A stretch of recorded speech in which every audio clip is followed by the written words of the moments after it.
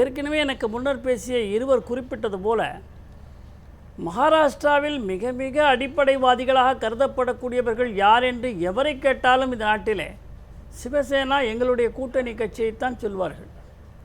எங்களுடைய கூட்டணி கட்சி சிவசேனா. பால் தாக்கரேக்கு அப்படித்தான் ஒரு மரியாதை உண்டு. ஒரு சிவாஜி மகாராஜ் என்பவர் அவர்களுக்கு வழிகாட்டக்கூடியவர். காவி கொடி அவர்களுடைய கொடி. அதற்கு எதிர்த்து எவரும் பேசக்கூடாது.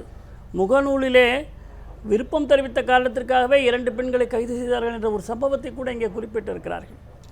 எனவே இப்படிப்பட்ட இயக்கத்தை சார்ந்தவர்கள் இன்றைக்கு ஏன் சொல்லுகிறார்கள் என்று ஆய்வு செய்ய வேண்டும் என்று சொன்னதை நான் வரவேற்கிறேன். இன்றைய தலைப்பு அது இல்லை என்று சொன்னாலும் கூட இதில் பெரிய ஆய்வுக்கு இடமில்லை. அந்த சிந்தனை ஆய்வு செய்ய வேண்டும் என்ற சிந்தனை வந்திருக்கிறது அல்லவா, அது சரியான சிந்தனை. ஏனென்று சொன்னால் அவர்கள் ஏன் இன்றைக்கு இதை சொல்ல வேண்டும் என்று சொன்னால், மகாராஷ்டிரத்தில் ஒரு காலத்திலே பாரதிய ஜனதா கட்சியோடு கூட்டணி சேர்ந்து ஆட்சி செய்தவர்கள் இன்றைக்கு பாரதிய ஜனதா கட்சி பெரும்பான்மை பெற்று நீங்கள் வரவில்லை என்று சொன்னாலும் கூட எங்களுடைய முதலமைச்சர் பொறுப்பேற்பார் என்ற அளவிலே அங்கே நிகழ்வுகள் நடந்திருக்கின்றன. எனவே அவர்களுடைய அடிப்படை எங்கே தள்ளாடி கொண்டிருக்கிறது, அஸ்திவாரம் சற்று தள்ளாடி இருக்கிறது என்ற அரசியல் நோக்கம் கூட அதில் இருக்கலாம் என்று நான் கருதுகிறேன். எனவே ஆய்வதற்கு ஒன்றுமே கிடையாது.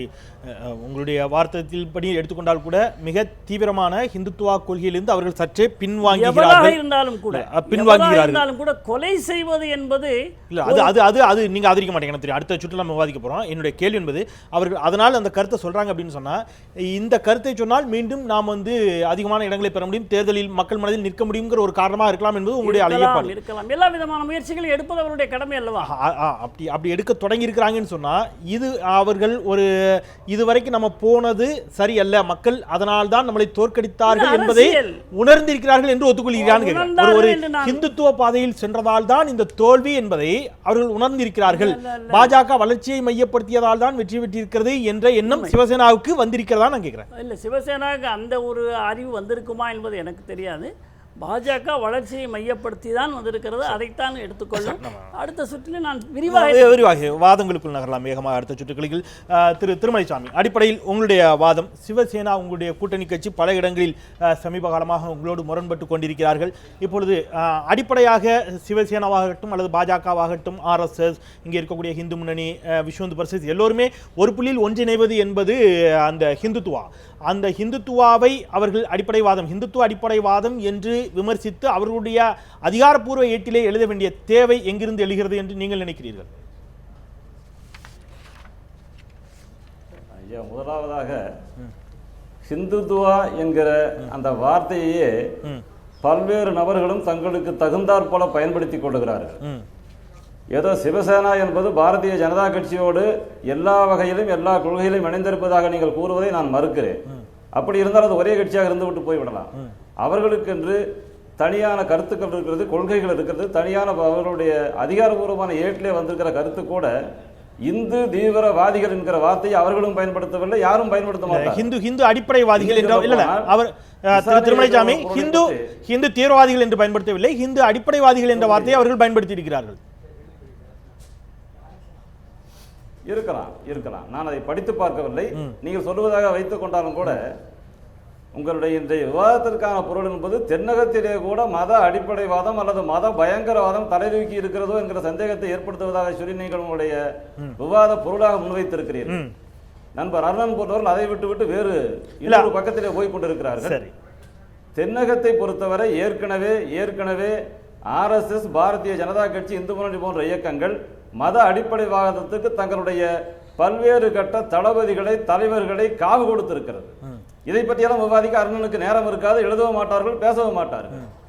ஆக மத அடிப்படைவாதம் என்பது எந்த இடத்திலே யாரால் செயல்படுத்தப்பட்டாலும் அதை நாங்கள் ஏற்றுக்கொள்ளவில்லை. பாரதிய ஜனதா கட்சியாகட்டும், எங்களுடைய தாயமைப்பாக RSS ஆகட்டும், நாங்கள் அதை மறைக்க வேண்டிய அவசியம் இல்லை, நாங்கள் அதை ஏற்றுக்கொள்ளவே இல்லை. மேலும் இந்துத்துவா என்கிற கொள்கையை பற்றி ஒரு விவாதம் தனியாக வைத்துக் கொள்ளலாம். இப்பொழுது ஒரே புள்ளியை நாங்கள் நிகரம் என்று சொல்லி நீங்கள் சொல்லுவதை நான் மறுக்கிறேன். சிவசேனா கட்சி என்பது ஒரு மாநில கட்சி. அந்த மாநிலத்திலே அதற்கென சில கொள்கைகள் இருக்கிறது, கோட்பாடுகள் இருக்கிறது, வளர்ந்த விதம் இருக்கிறது. இங்கேயும் கூட சொல்ல முடியும். பாட்டாளி மக்கள் கட்சி ஒரு காலத்திலே ஜாதி கட்சியாக இருந்து மரங்களை வெட்டி இல்ல திருமலைசாமி இல்ல அது வேறு விவாதம். அவங்க அவங்க அவையில் இல்லாதவர்களை பற்றி அவையில் இல்லாதவர்களை பற்றி நம்ம விமர்சிக்கணும். அதுக்கு மறுப்பு கொடுக்கிறதுக்கு அவங்க தரப்புல யாரும் இல்ல. என்னுடைய நேரடியான கேள்வி இதே மேடையில் இல்ல நான் வந்துடுறேன், கேள்விக்கு வந்துடுறேன். இல்ல நான் பேசுறேன், இல்ல நான் திருமலைசாமி நான் பேசுறேன். RSS சார்பாக RSS கருத்துக்களை ஆதரித்து பேசுவதற்கு நீங்கள் 2 பேர் இங்கே இருக்கிறீர்கள். நிச்சயமாக RSS எனக்கும் தொடர்பு இல்லை என்று நீங்களும் நித்யானந்தனும் இந்த அவையில் சொல்லிவிட்டால் இல்ல நீங்க இல்ல நீங்க இப்ப சொன்னீங்க RSS சேர்த்து இதற்கு ஒரு 2 நிமிடத்துக்கு முன்னாடி நீங்க சொன்னீங்க எங்களுடைய RSS பிஜேபி எங்களுடைய தாய் இயக்கமா எங்களுடைய தாய் இயக்கமா சொல்லிட்டீங்க. அதனால நான் RSS சார்பிலே நீங்க சொல்ல முடியாது. எங்களுக்கும் பாஜகவிற்கும் RSSிற்கும் நீங்கள் சம்பந்தம் இல்லைன்னு சொல்லிட்டீங்கன்னா விவாதத்தை நான் இந்த தலைப்புல இருந்து வேற தலைப்புக்கு முற்றிலும் மாத்திடுவேன். அது என்ன தலைப்புனா ஏன் பிரைம் மினிஸ்டர்ல இருந்து ஸ்மிருதி இரானில இருந்து அத்தனை அமைச்சர் அப்ப RSS அது நான் சொல்ல வரேன். அது சொல்லலாம் தவறில்லை. அதுதான் சொல்றேன். அதனால தான் அந்த விமர்சனத்தை வைக்கிறோம். நான் RSS மீதான விமர்சனத்துக்குள்ள போல. என்னுடைய கேள்வி என்பது RSS பற்றி ஏன் அவர் விமர்சித்தார்னு கேக்குறாங்க. RSS சார்பா யாரும் இல்லைங்கிறாரு. நீங்களும் RSS காரர் என்பதை பெருமிதத்தோடு சொல்லிக் கொள்கிறீர்கள், அவரும் பெருமிதத்தோடு சொல்லிக் கொள்வார். அதனால அந்த விமர்சனத்தை வைக்கிறாரு. பாமக மீது இங்க யாரும் இல்லை. அது இருக்கட்டும். ஒரு என்னுடைய கேள்விக்கு வந்துடுறேன். என்னுடைய கேள்வி என்பது நீங்க ஒரு விஷயத்தை குறிப்பிட்டீங்க, சிவசேனாவுக்கும் எங்களுக்கும் தொடர்பு இல்லைன்னு. ஆனா இதே மேடையில் ஏன் கூட விவாதிக்கின்ற பொழுது கூட தேர்தலுக்கு முன்பாக RSS தொடர்பாக அல்லது பாஜக தொடர்பாக ஏதாவது கேள்வியை RSS இயக்கத்தை சேர்ந்தவர்களிடம் வைத்தால் அதை பாஜக காரங்கிட்ட கேளுங்க, நான் RSS காரன் என்கிட்ட ஏன் கேட்குறீங்கன்னு சொல்லிக்கிறாங்க.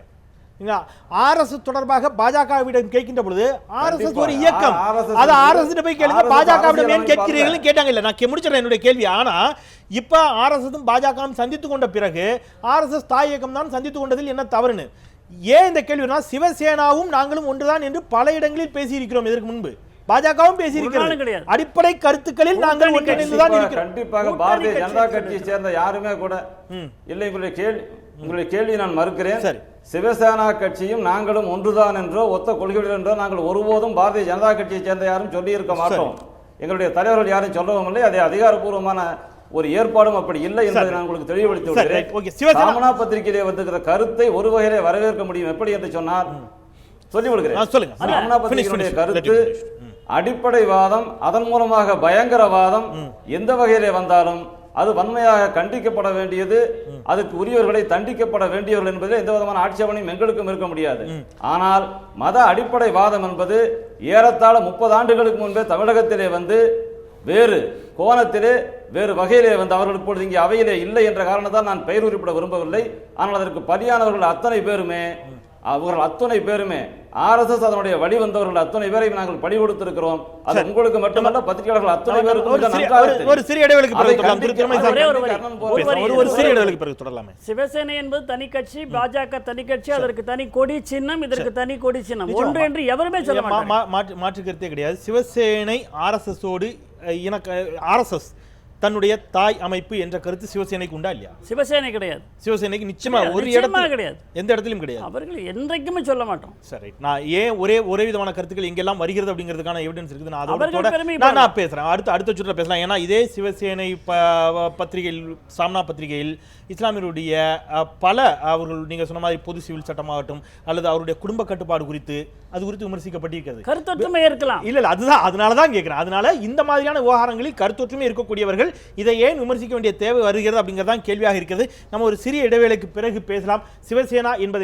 சிவசேனாவை தாண்டி நம்ம திருமலைசாமி குறிப்பிட்டது போல தென்னகத்தில், குறிப்பாக தமிழகத்திலும் மத அடிப்படைவாதம் தலை தூக்குவதற்கான சூழல்கள் எழுந்திருக்கிறதா, அதற்கான முயற்சிகள் நடைபெறுகிறதா, ஆமெனில் அதற்கான காரணம் என்ன, அதற்கான தீர்வு என்ன? ஒரு சிறிய இடைவேளைக்கு பிறகு தொடரலாம்.